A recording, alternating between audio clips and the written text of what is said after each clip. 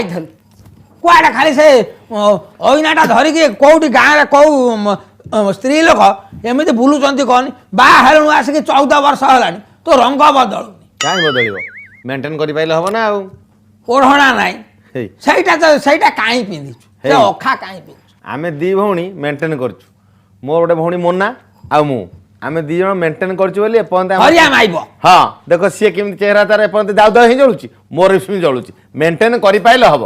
ଆଉ ତ ଚୁଟି ଷ୍ଟ୍ରେଟ୍ କରିଛି କେତେ ଟଙ୍କା ଖର୍ଚ୍ଚ ହେଇ ଜାଣିଛ ନା ନାଇଁ 12,000 ଟଙ୍କା ଖର୍ଚ୍ଚ କରିଛି ଯୋଉ ଝାମ୍ପୁର ଖୁଞ୍ଚୁ ହେଇଥିଲା ଏଇ ବର୍ତ୍ତମାନ ସିଧା ହେଇ ରହିଲା ଘୋଡ଼ା ନାଞ୍ଜ ଭଳିଆ। ସିଏ ଆଉ ହବନି ନା ଦେଖୁନ ଚୁଟି କେମିତି ହଉଛି ଛି ଛି ଛି ମେଲଣ ପଡ଼ିଆର ଝୁଲଣ ଭଳିଆ ଦେଖାଯାଉଛି। ଆଉ ତମେ କୁଆଡ଼େ ବାହାରିଛ କୁଆଡ଼େ?